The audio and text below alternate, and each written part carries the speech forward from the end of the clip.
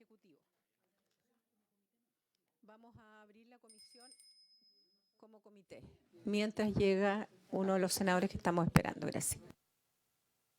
Senadora, brevemente decir que las Comisiones Unidas, bueno, se tienen que constituir. En este momento contamos con 3 integrantes de la Comisión de la Mujer y 2 integrantes de la Comisión de Familia, Infancia y Adolescencia, pero en unos segundos se va a poder constituir las Comisiones Unidas. Y recordar que la Comisión de Familia, Infancia y Adolescencia aprobó en general el proyecto de ley que modifica diversos cuerpos legales para prohibir el porte y tenencia de armas de fuego a personas procesadas o condenadas por violencia intrafamiliar. Esto se originó en una moción de diputadas y diputados. Su objetivo, conforme al primer informe de la Comisión de Familia, Infancia y Adolescencia, es fortalecer el régimen de protección de las víctimas de violencia intrafamiliar mediante el establecimiento de un marco normativo más estricto en materia de tenencia, porte, uso, adquisición y almacenamiento de armas de fuego, municiones y cartuchos a personas denunciadas, formalizadas, condenadas o sujetas a una suspensión del procedimiento por violencia intrafamiliar. El proyecto de ley se conforma por 4 artículos que modifican la ley sobre violencia intrafamiliar, la ley que crea los tribunales de familia, la ley sobre control de armas y el Código Procesal Penal. El Ejecutivo presentó 7 indicaciones al proyecto de ley aprobado en general, que debe ser conocida por estas Comisiones Unidas. Recordar que la Sala del Senado acordó que fuera conocida en particular por las Comisiones Unidas esta materia. En sus carpetas tienen el comparado, donde se consignan las indicaciones presentadas todas por el Ejecutivo. Nada más, Presidenta, porque están presentes los representantes del Ejecutivo. Muchas gracias. Le damos oficialmente la bienvenida a la subsecretaria Leitao, quien ha sido la que ha estado liderando este proyecto de parte del Ejecutivo, sus asesores y los senadores presentes, senador Walker, senador Van Riesenberghe, senadora Pascual, senadora Núñez, quien habla, que en el caso mío particularmente estoy representando ambas comisiones y dado que ya tenemos quórum, damos inicio oficialmente. En nombre de Dios y la Patria se abre esta comisión unida. Le agradecemos a todos los senadores que hayan asistido. Entendemos que todos tienen varias comisiones y temas que tratar porque esto es extraordinario, pero la idea es poder ser bien ejecutivos, decir si le parece tanto a los senadores como al Ejecutivo que podamos hoy día conocer las indicaciones, que podamos hacer las consultas respectivas y citemos para el próximo martes, a este mismo horario, ya a votación y despacho de este proyecto a sala. Así que le damos la palabra, subsecretaria, de bienvenida a esta Comisión Unida. Muchas gracias, Presidenta, y saludar también a la senadora y senador, a las senadoras y el senador presente. Presidenta, nosotros, junto con la ministra de la Mujer, que también ha sido parte de la discusión de este proyecto y hemos ido en conjunto tramitando este proyecto, traíamos una presentación, pero es un poquito larga, entonces voy a dejar la presentación porque trae los datos, la referencia, como esta eran Comisiones Unidas. Claro, se había visto solo en una comisión y por lo tanto tenemos, y todos tienen la presentación, están los datos, obviamente antecedentes del proyecto, los antecedentes sobre el tema de uso de armas de fuego, algunos datos que tenemos y que la subsecretaría pudo recabar para justificar y argumentar respecto de la importancia que tiene este proyecto. Y en definitiva, otras acciones también que se han desarrollado. Y también viene en la presentación los aspectos que la ministra de la Mujer iba a relatar respecto de aquellos antecedentes sobre violencia contra la mujer y los datos que también tiene el Ministerio y el tema de medidas cautelares. En esa línea, quería llegar a la parte donde están las indicaciones del proyecto y si hay algún dato que se requiera o que podamos retroceder después para argumentar en algunos casos, lo podríamos aclarar. ¿Tiene el contenido? Sí. El título es indicación presentada por el Ejecutivo de ahí en adelante. Sí. La verdad es que las indicaciones que estamos presentando todas corresponden al Ejecutivo y se refiere a precisiones que no afectan el fondo de lo discutido, sino que más bien complementan y mejoran la redacción del proyecto.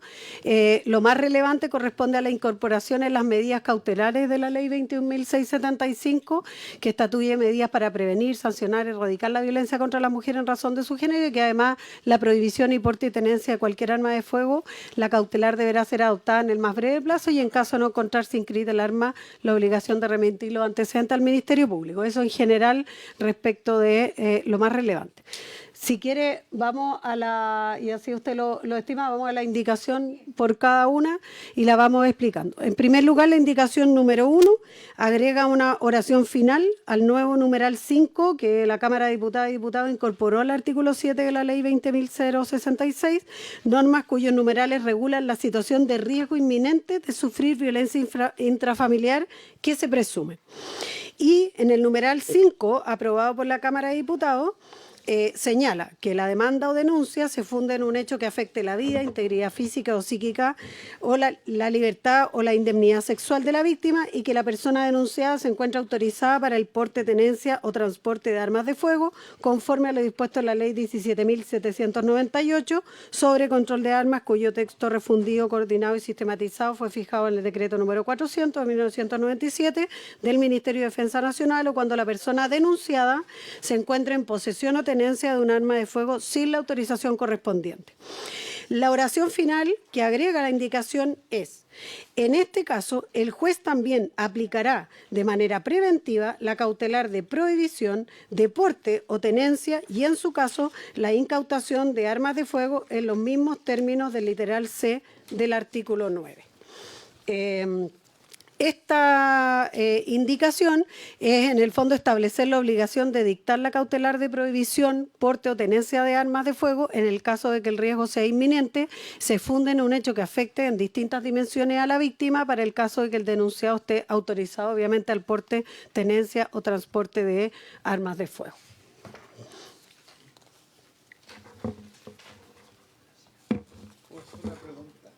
Sí, senador Walker, adelante. Gracias, presidenta. Saludar a la subsecretaria.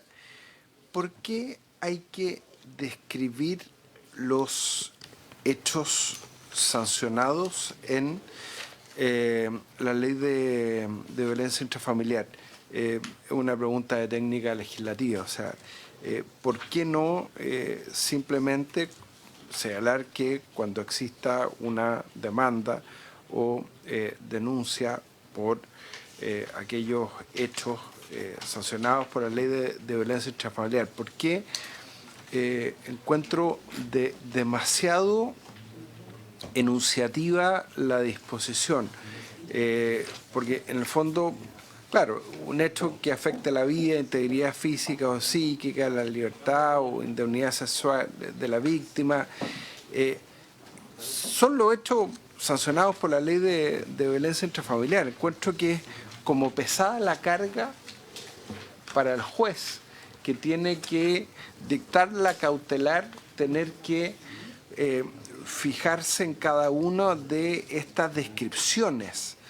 Esto debería ser automático, debería ser como las cautelares y las penas accesorias de las personas que tienen prohibición de trabajar con niños, niñas y adolescentes en virtud de un delito de abuso sexual contra la indemnidad. O sea, debería ser, a mi juicio, más automático.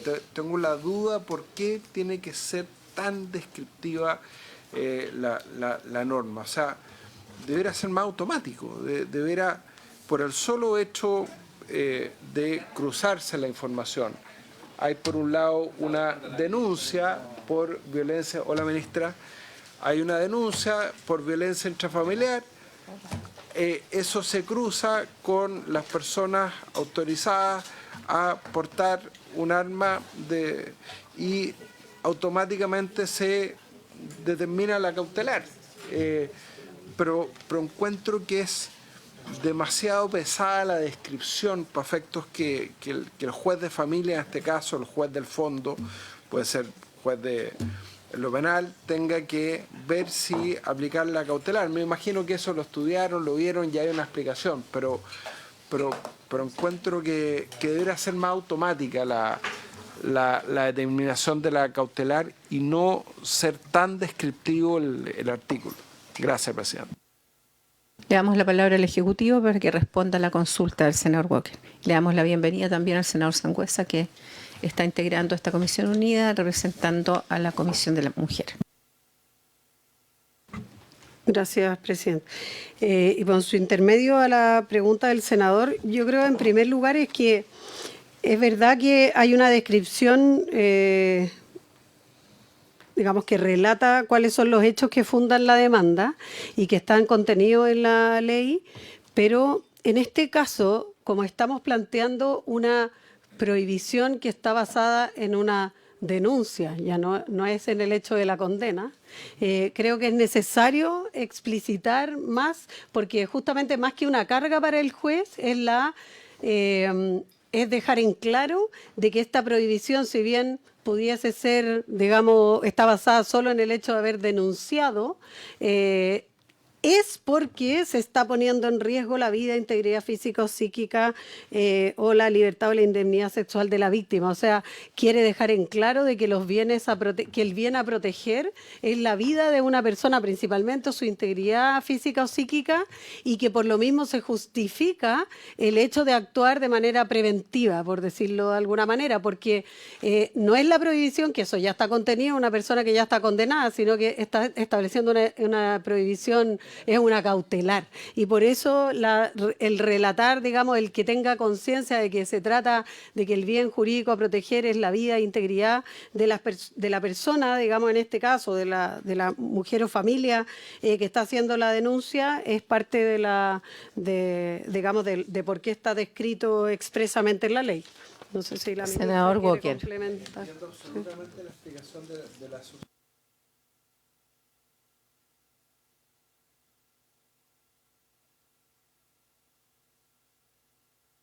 Perdón, cuando existe una demanda o denuncia por los hechos sancionados por la ley de violencia intrafamiliar, encuentro que es demasiado descriptiva. O sea, encuentro que casi el juez tiene que hacer un análisis respecto del fondo de la causa para decretar la cautelar.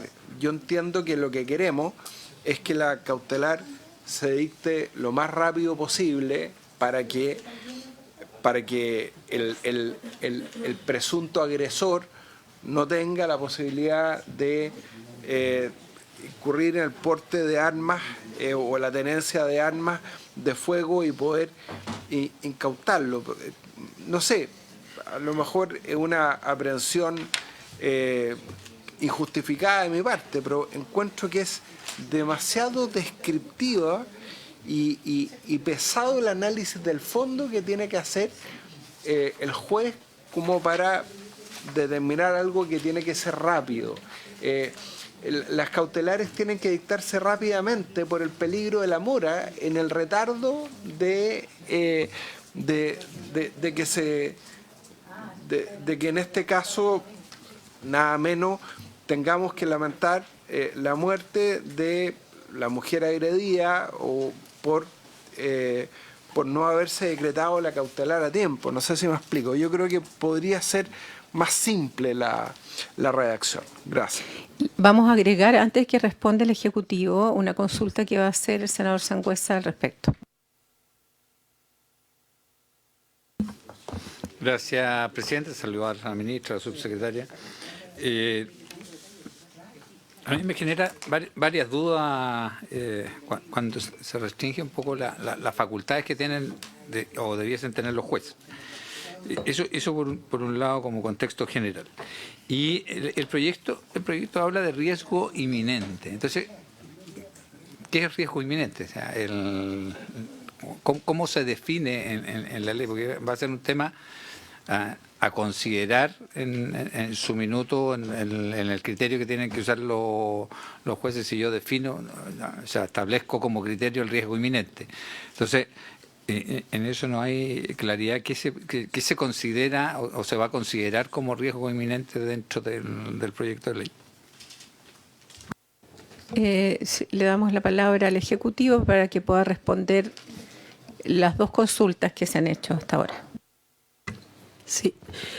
Respecto de lo primero, y por su intermedio, Presidenta, al senador Walker, es que en la ley de violencia intrafamiliar hay una descripción de violencia que no está contenida en esta descripción, y es cuando llega hasta violencia intrafamiliar, será constitutivo de violencia intrafamiliar todo maltrato que afecte la vida o la integridad física o psíquica, la libertad o indemnidad sexual o la subsistencia o autonomía económica en contra de una persona que tenga o haya tenido respecto a quien ejerce la violencia alguna de las siguientes calidades. Entonces, la descripción en este caso llega solo hasta indemnidad sexual y elimina la parte que puede haber una denuncia por violencia intrafamiliar que está ligada y que afecte a la persona en el ámbito de subsistencia, autonomía económica, y en ese caso no está contenido, digamos, en esto. Por eso se hace esa precisión. Y la ministra quiere explicar la otra parte. Muchas gracias, subsecretaria. Saludos a toda la comisión. Yo solo quería redundar en que, en primer lugar, se ubica en el artículo que establece las situaciones de riesgo inminente, y en esto, a propósito del trabajo del Ministerio, la jurisprudencia y la práctica judicial lo que dan cuenta es de la necesidad de detallar las situaciones. Por eso también hay un énfasis más descriptivo, como podría señalarse. Respecto al riesgo inminente, esto puede ser evaluado en base al criterio del juez, pero también para eso se ha avanzado en la determinación de la pauta única unificada de riesgo, la PUIR, que precisamente se vio fortalecida en su aplicación luego de haber sido establecida a través de la Ley de Monitoreo Telemático y ha tenido una aplicación continua. Precisamente en el proyecto en el que estamos actualmente, más de gestión, junto con el Poder Judicial, tiene que ver con la homologación de todos los criterios de aplicación de la pauta unificada de riesgo, así como también forma parte de la implementación de la ley integral, la incorporación de la PUIR en el sistema AUPOL, por ejemplo, y por lo tanto ahí hay ciertas determinantes de riesgo que en lo que redundan es que se pueda hablar de riesgo inminente a propósito de algunas condiciones que pueda reunir el agresor, la víctima u otros. Ahí está la respuesta, senador Sangüesa, en torno a que existe una pauta que ya está, digamos, en implementación respecto al riesgo inminente. Le damos la palabra a la senadora Núñez, que también tiene una consulta. Gracias, Presidenta. Más que una consulta, yo quiero relevar un punto, que es esto de la naturaleza cautelar. En definitiva, de transformar la incautación de armas desde una sanción accesoria a una medida cautelar ex ante, porque eso sí que va a proteger, lógicamente, la vida, derechamente, además de la integridad física, ¿cierto?, de la víctima y de cualquier persona que se enfrenta a esta situación. Creo que si le estamos entregando como medida cautelar al juez que le aplique de esta manera, y entiendo el punto que plantea el senador, pero no veo que sea engorroso, digamos, la descripción que se hace en la indicación, sino que cuando lo dejamos de manera específica puede incluso ser más simple para quien en definitiva va a interpretar la ley. Sabe que en estos casos se va a aplicar una medida cautelar ex ante y, por supuesto, la aplicará, por decirlo de oficio, no sé cómo decirlo, la va a aplicar por la sola, no por la sola, la va a aplicar porque la ley se lo está permitiendo y va a quedar expresamente establecido cuáles son estos casos. Así que a mí me parece bien la indicación, Presidenta. Primero, agradecer las consultas y también las respuestas de cada una de las autoridades. Vamos a la segunda indicación, subsecretaria. En la segunda indicación se sustituye una frase en el inciso tercero aprobado por la Cámara de Diputadas y Diputados que propuso incorporar al artículo 7 de esta ley. Dice: el inciso tercero, que viene propuesto por la Cámara de Diputados para dar cumplimiento a lo establecido en la segunda oración del numeral 1 del inciso precedente, el tribunal tendrá acceso a los registros de la Dirección General de Movilización Nacional, los cuales deberán estar a disposición de los tribunales de familia para efecto de revisar si el denunciado se encuentra autorizado para la tenencia o porte de armas de fuego. La frase que se sustituye es para dar cumplimiento a lo establecido en la segunda oración del numeral 1 del inciso presente, el tribunal, y se sustituye por la expresión el tribunal. ¿Por qué se está haciendo esta sustitución? Es principalmente porque se establece que los tribunales de familia tendrán siempre acceso a los registros de la DGMN para verificar si la persona denunciada se encuentra autorizada para la tenencia o porte de armas de fuego, y no solo en los supuestos previstos en la segunda oración del numeral 1. Entonces queda más amplio y esta indicación precisa el alcance del acceso y obviamente armoniza este texto estableciendo una regla general para el acceso. No sé si hay consultas o seguimos a la indicación número 3. Entonces, damos paso a la 3. Ya. En el caso de la indicación número 3, intercala una expresión en el literal C del inciso primero del artículo 9 de la Ley 20.066, que aprobada por la Cámara de Diputadas y Diputados, norma que establece las medidas accesorias que deberá aplicar el juez. En el literal C, inciso primero del artículo 9, dice: prohibición de porte, tenencia y uso de armas de fuego, municiones y cartuchos, y la incautación, como también prohibir la adquisición o almacenaje de los objetos regulados en la Ley 17.798 sobre control de armas. De ello, se informará a la DGMN quienes, en un plazo no mayor a 24 horas, deberán realizar la anotación de prohibición de porte, tenencia o uso de armas de fuego, sus municiones o cartuchos en los registros establecidos en la referida ley. Dentro del mismo plazo, se deberá informar a Carabineros de Chile para practicar la incautación de las armas, municiones y cartuchos que estén en posesión del denunciado contra quien se haya dictado la medida accesoria establecida en el presente literal.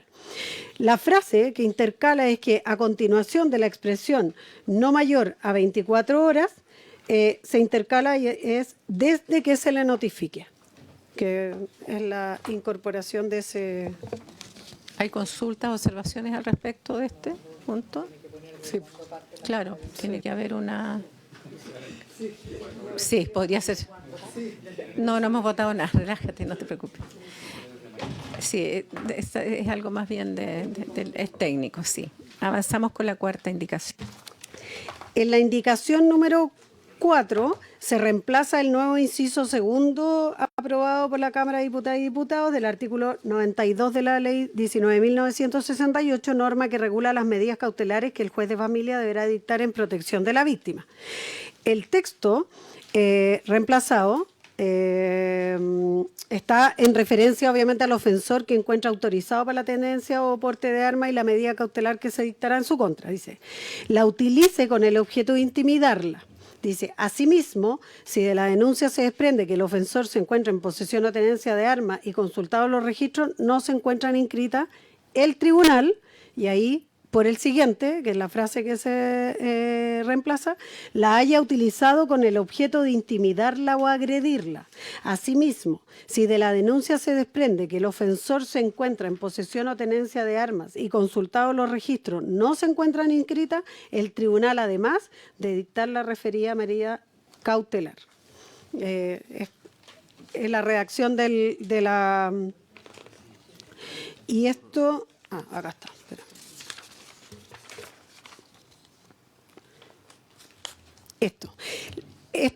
Esta modificación se establece que el tribunal debe dictar la medida cautelar de prohibición, porte y tenencia de armas cuando la persona denunciada se encuentra autorizada para la tenencia o porte de armas de fuego. Esta no solo precisa las condiciones, sino que también fija la obligatoriedad de la medida en ambos supuestos, ¿ya? Evitando que la cautelar sea exigible en el fondo únicamente cuando existe autorización formal y no cuando se detecta la existencia de armas en una situación irregular. No sé si se entiende la... Sí, se entiende. Se había cortado la lectura, entonces como que no se entendía Ya, sí, perdón. Sí, por supuesto, ministra. Muchas gracias, presidenta. No, yo solo quería, a propósito de al menos 3 casos de femicidio frustrado que hemos abordado este año a través del sistema de representación jurídica del Servicio Nacional de la Mujer y Equidad de Género, es importante esta indicación en particular por las muchas ocasiones en que las armas de fuego, sin haberse utilizado en, digamos, las posibilidades que tienen, si son utilizadas como medio de coerción o de exhibición de posible daño futuro. y no siempre estas se encuentran con la autorización, pero entonces al no haberse concretado como parte de la comisión de otro delito, ni encontrarse en una de las hipótesis ya contempladas, esto nos quedaba un poco en una nebulosa a la hora de poder incorporarlo al análisis sobre todo los femicidios frustrados o de lesiones menos graves, evitando que así puedan pasar a fases más agudas. Senador Sangüesa. Voy a hablar desde la ignorancia. Yo encuentro, tiene sentido lo que se plantea, pero en términos prácticos, si una persona hace la denuncia que me amenazaron con un arma y esa arma no se encuentra inscrita, lo natural es que cuando vayan a revisar no encuentren el arma. O sea, no me imagino que alguien que sabiendo que tiene un arma no inscrita la mantenga en el lugar. O sea, no creo. Por eso, ¿qué pasa en el caso de que no se encuentre el arma? Pero si no se encuentra, a eso es lo que voy, porque es el testimonio de una persona sobre el otro. Entonces, Le damos la palabra al Ejecutivo. O sea, de oficio eso debiera generar otra investigación. Y en lo posible constituirse como agravante, luego, por porte ilegal, tenencia ilegal. ¿Alguna otra consulta o seguimos con la indicación número 5? Seguimos con la 5. Ya. En el caso de la indicación número 5,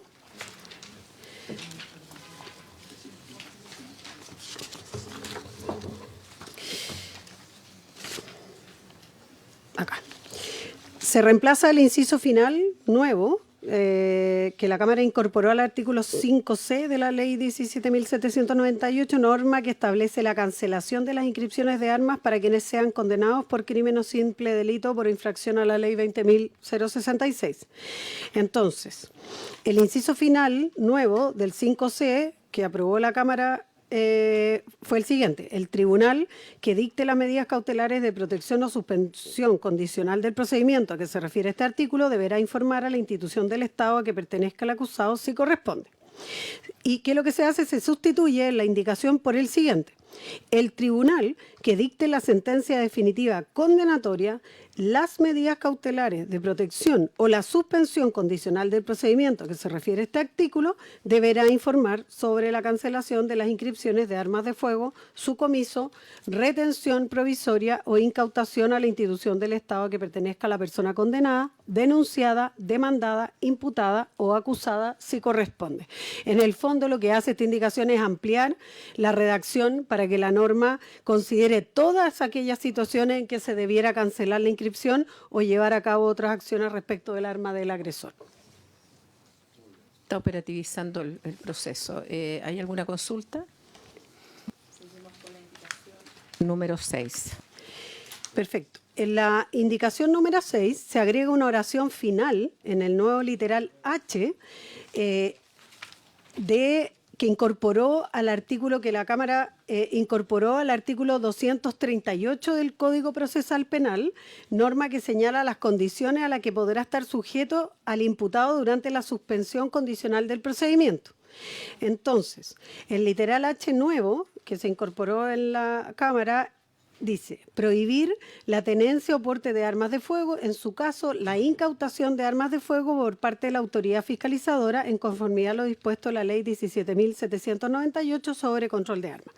La oración final que se agrega dice: de ello se informará, según corresponda, a la Dirección General de Movilización Nacional, a la institución a la que pertenece o a la comandancia de guarnición para los fines legales y reglamentarios pertinentes.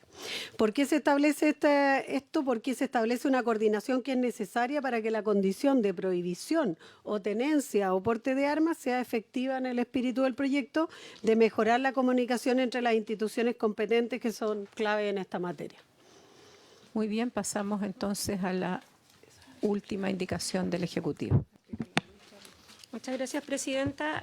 Al respecto, La indicación número 7 incorpora un nuevo artículo 4 al proyecto para modificar el número 8 vigente del artículo 34 de la Ley Integral de la Ley 21.675 a propósito de las medidas cautelares.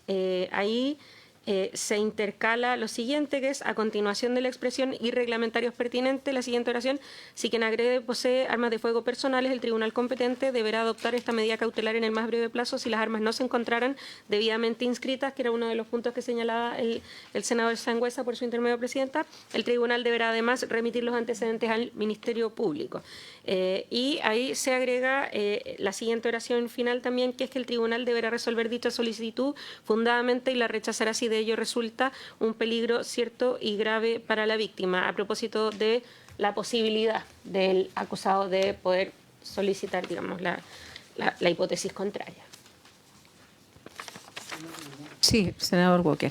Gracias, Presidenta. Una pregunta, ministra. La expresión armas de fuego personales, ¿se refiere en oposición a las armas de fuego institucionales? Así es. Ya. Ya. Y entonces esa persona podría seguir portando armas de fuego institucionales.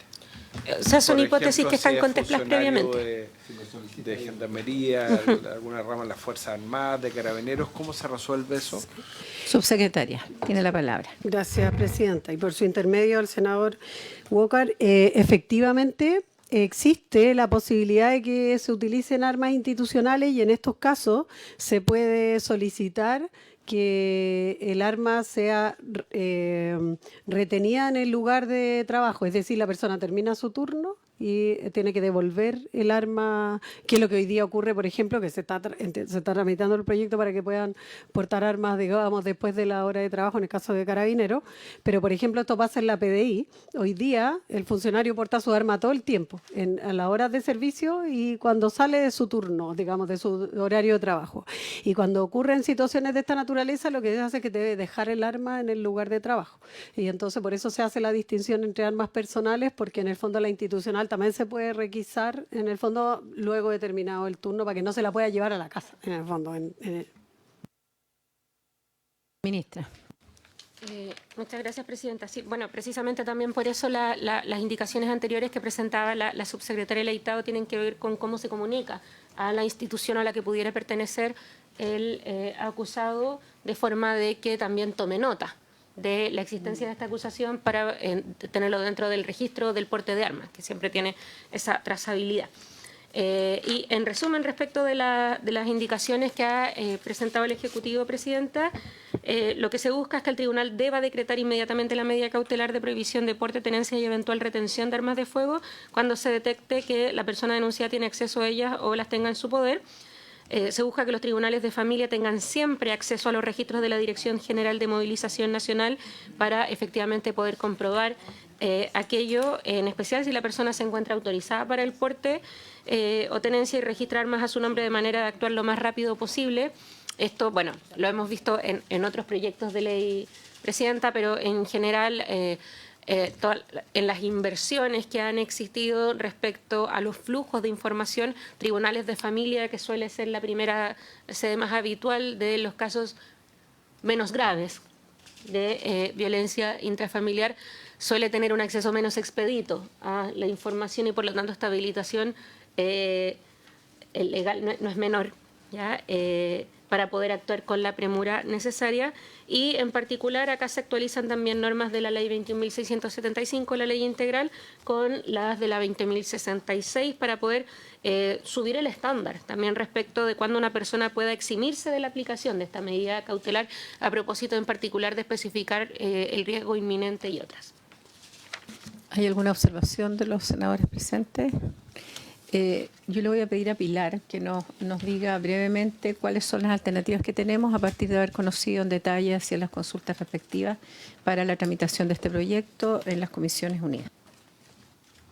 Sí, bueno, reiterar que este proyecto fue aprobado en general por la Comisión de Familia, Infancia y Adolescencia, fue a la sala lo aprobó en general.